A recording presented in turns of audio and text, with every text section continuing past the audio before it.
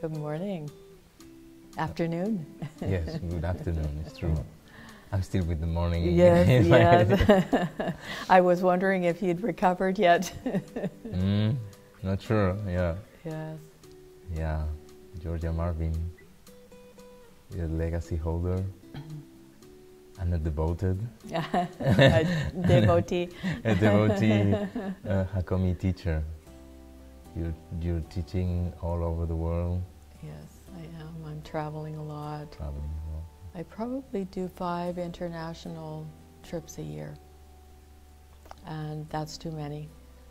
And also when you are at home, you are in touch with people from all over the world with your technology. Yes, yes. My children call me Techno Mama.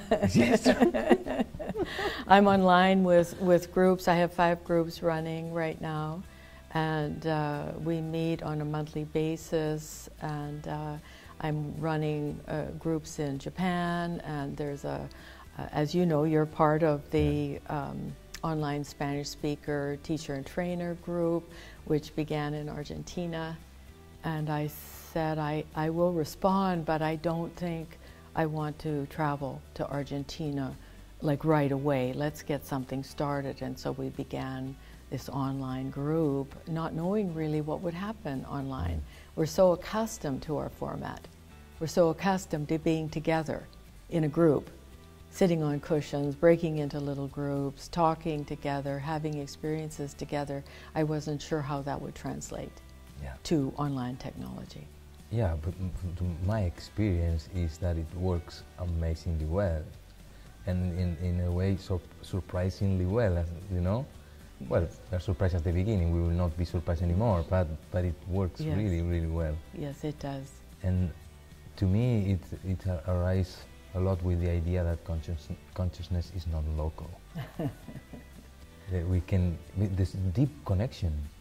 Very deep connection. I've been having very deep connection with people that I only know from the screen. And you were one at the beginning, one of them. Yes. Also Maru, I've met them here in person, but we already had an amazing connection. Yes. Yes, the mind is virtual anyway. Yeah.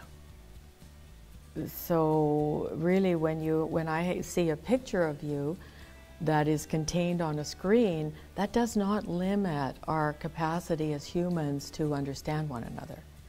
That doesn't limit the capacity for us to become really attuned to one another.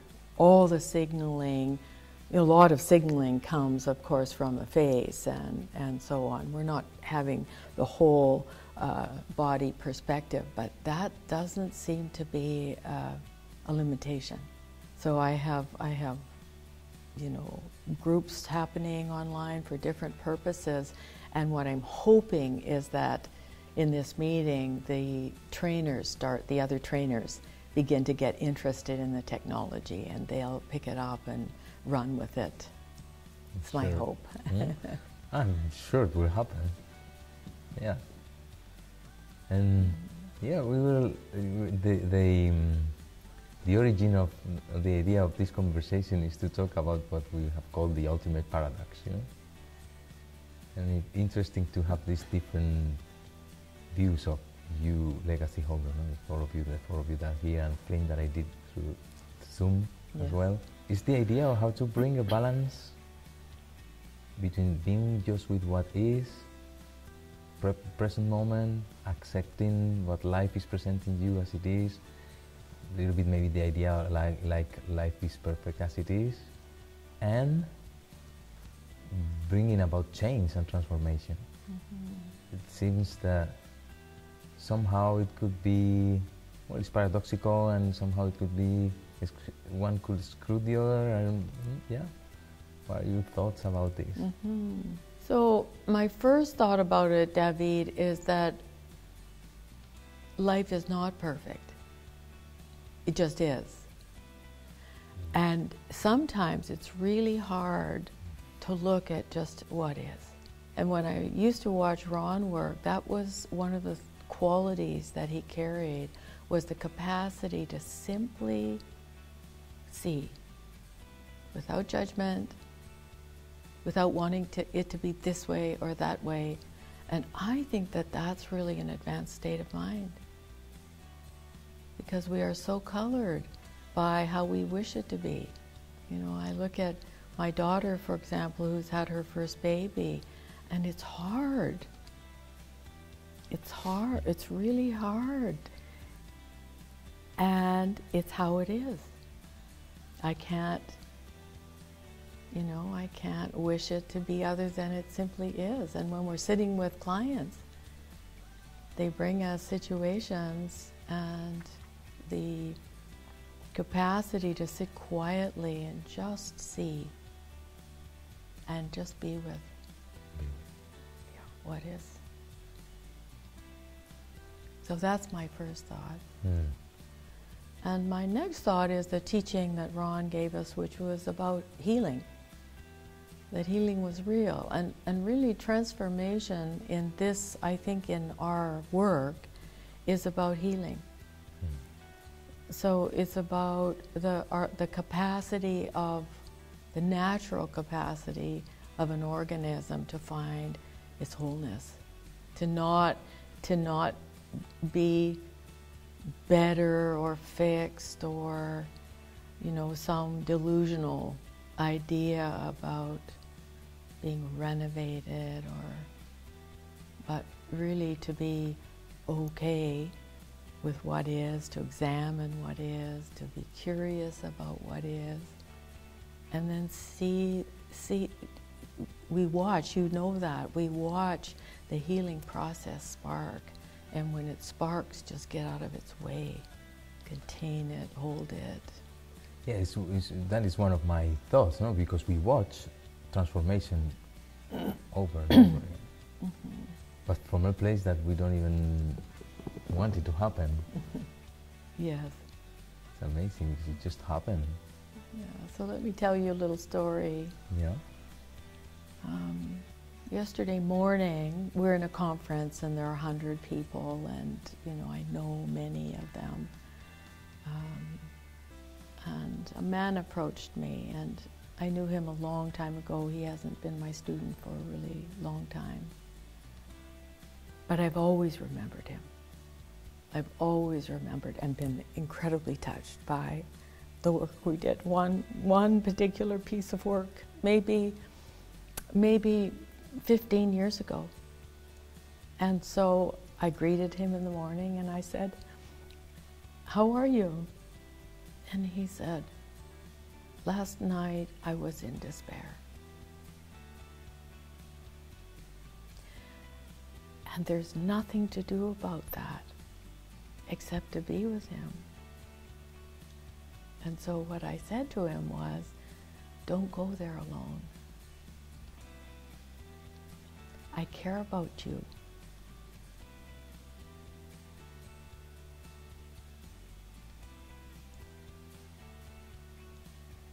There's nothing to do except to join him, to be with him,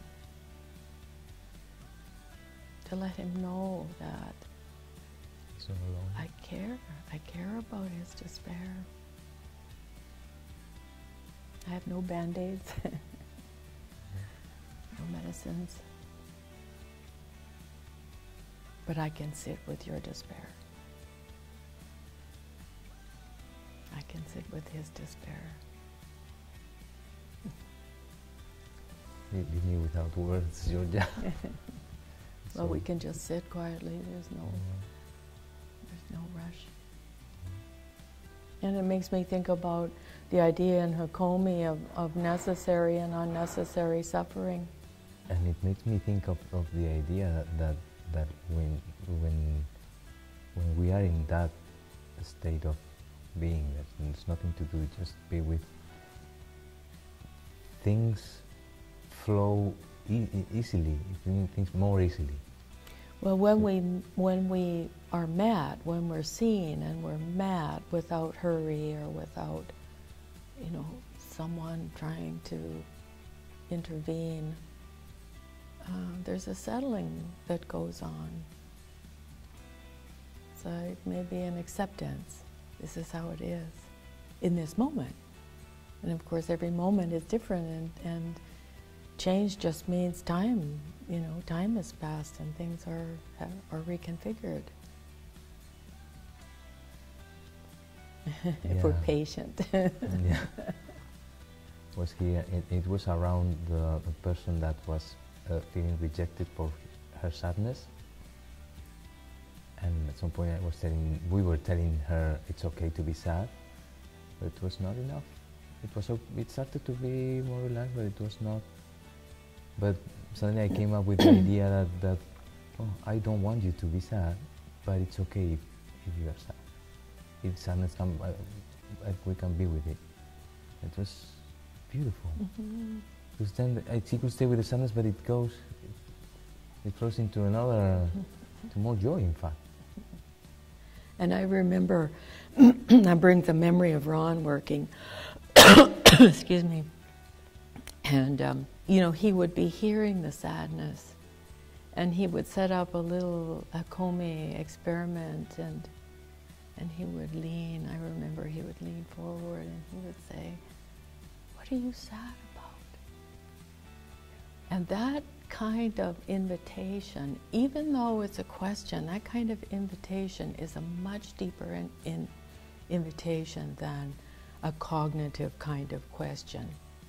Well, you know, what are you unhappy about, and what are the elements of it, and how can we rethink this, and a kind of conversational or cognitive approach to it. But that kind of question implies, I'm here, I care about you, I want to know more, I see the sadness, but I don't know what it's about yet. And so it's like dropping a pebble in a pond, and then you just wait. Something's going to happen. Very likely the sadness will deepen. Very likely some memory will arise. Simple interventions, like not strategic, but rather responsive. Yeah, and about these simple interventions, I know a little bit about your work and how you work online a lot, you know, and you use a lot imagination. I do. Yeah, really true. you use, and it's very useful while you don't have the physical proximity. Yes. And you do work a lot with imagination, and I just would like to hear you a little bit about that. You know, how, in fact, it's used for transformation. And there is a lot of research that says that the body sometimes doesn't distinguish between what is happening and what is happening just in the imagination. Yes. So an experience in the imagination can be as real for the body as yes. real. That's what I have learned. Yeah. And I have great trust in it.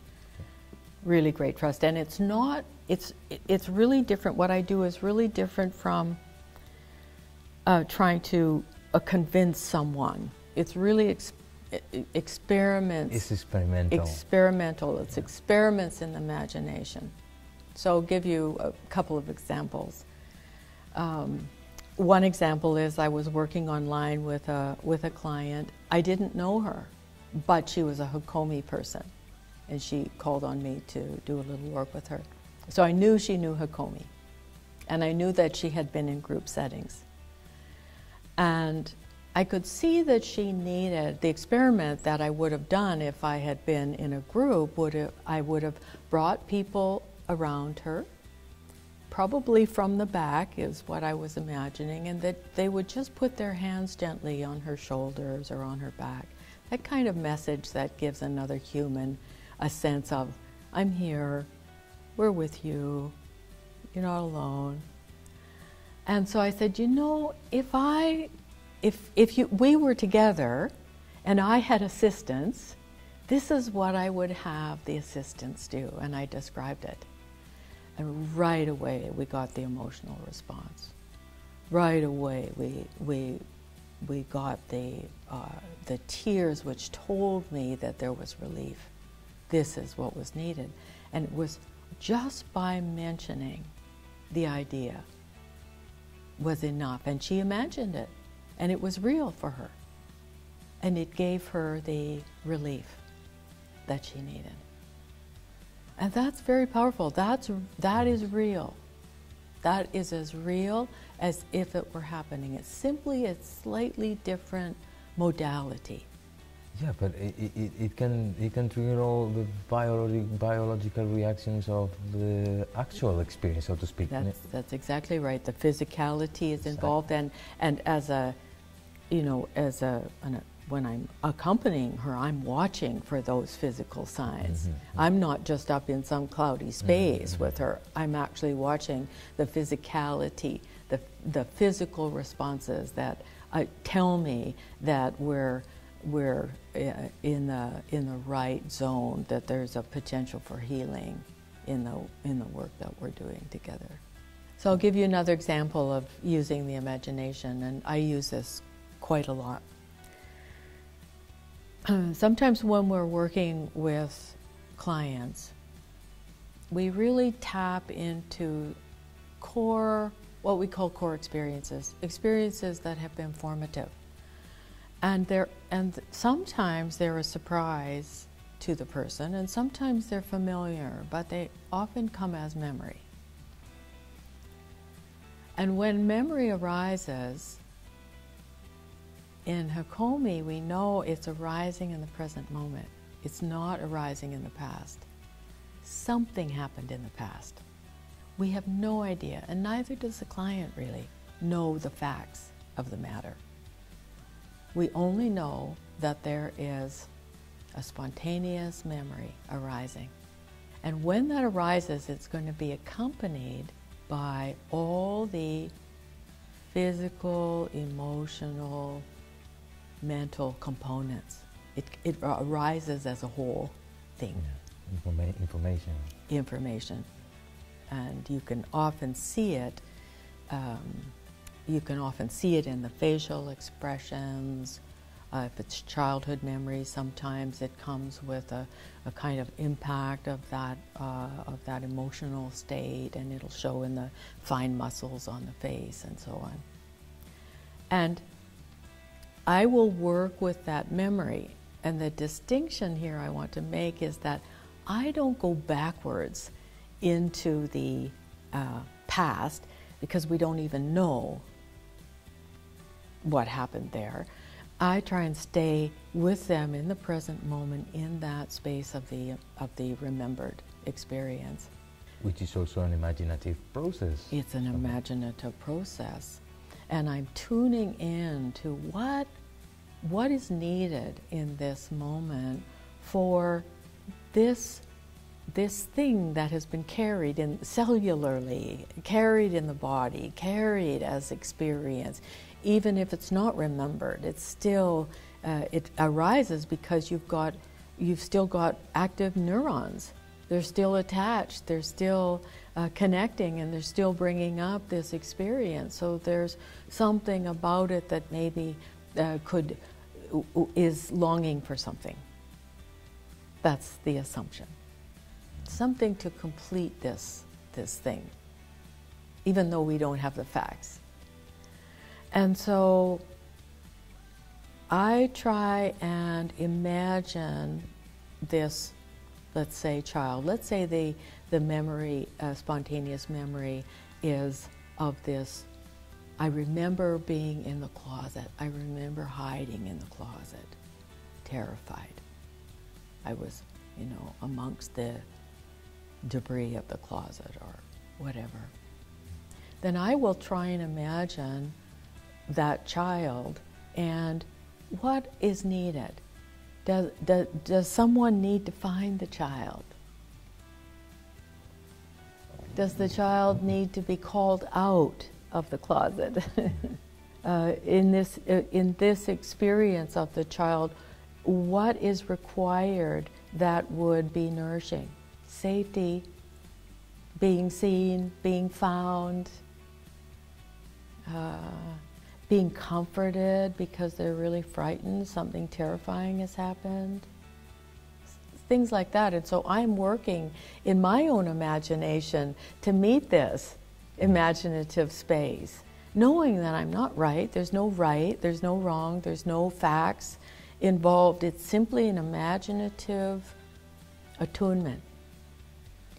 And if the client is really very, really a well-integrated personality, I would say, then I will often ask them to be in two places at once in their imagination, in that adult self and also watching the child. Because as soon as you can watch your own experience, your own childhood experience, for example, you have the capacity to report on it. You're not overwhelmed by it. It's not only the experience of the child, because sometimes those experiences are really overwhelming. But if you can get the adult part reporting on what's happening and you make these little experiments, what would happen if you told the child in your imagination that you're moving towards the door, and watch the child and tell me what happened, because that's an experiment. And what's the data? And it's amazing. It's a very dynamic space to work in. It's a very imaginative space. It's creative. I'm an artist. And so for me, this is like art in action. This is like, we don't know what this next brush stroke is. We don't know what this next color is. All we're doing is having as simple an idea as possible so it's not confusing, and having the person report. And you really want a report of that core experience. Is the child listening? No, the child doesn't want, the child's retracting. Well, that just gives you a signal. We need more time. We need to go more slowly. We need more safety. And so I'll work with these elements just like an artist does. I'll work with these elements, and in a Hakomi way, it's like, if I do this, what happens here? But let's get the report. Yeah, I was going to ask you, and when something different happened in the imagination, what happened? What's the consequence of that? Well, there's what I'm watching in this imaginative process. I think I'm watching integration, because to me, integration is the kind of digestion of all the parts that we are, all the experiences that we've had. Can we say, yes, I have done that, I have been that, I feel that, and somehow bring it into ourselves so that we become like fuller,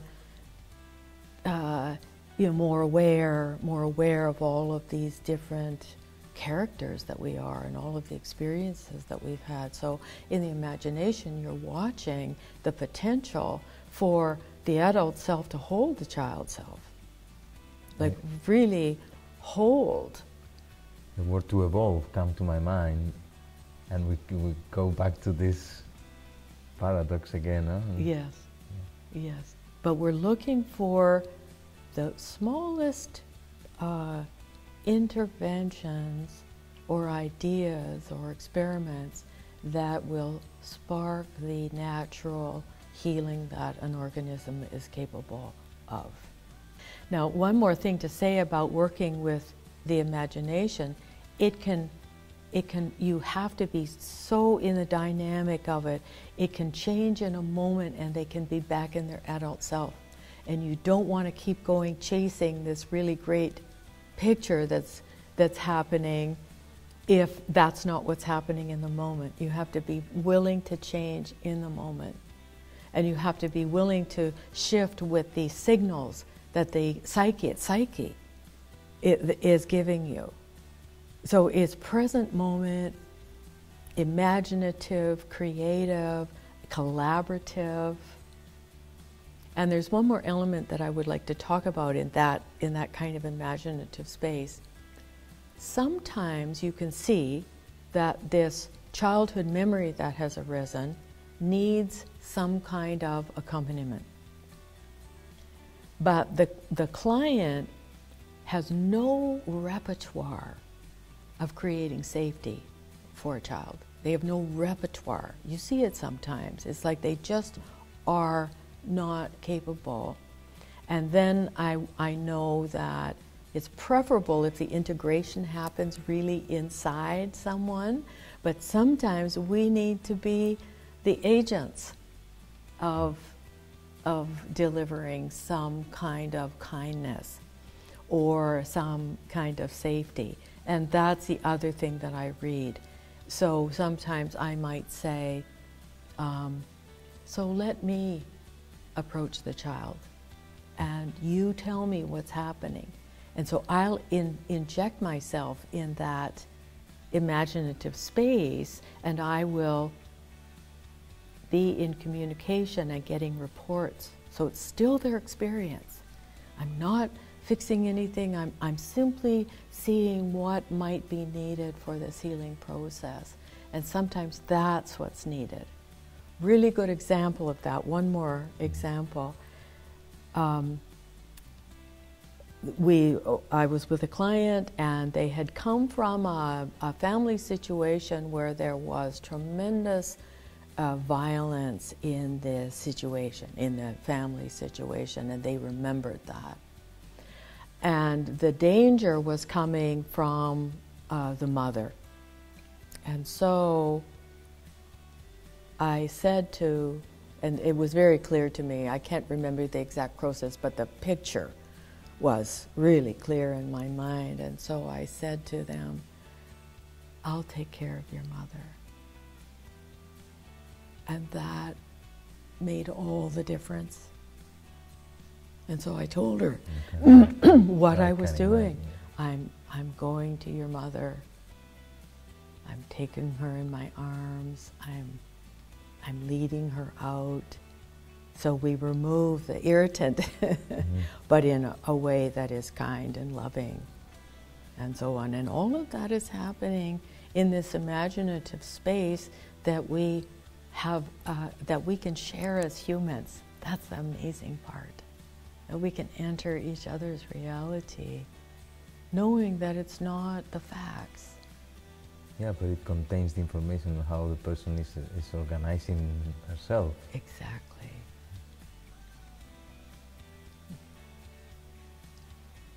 Thank you, Georgia. Yeah. Thank you.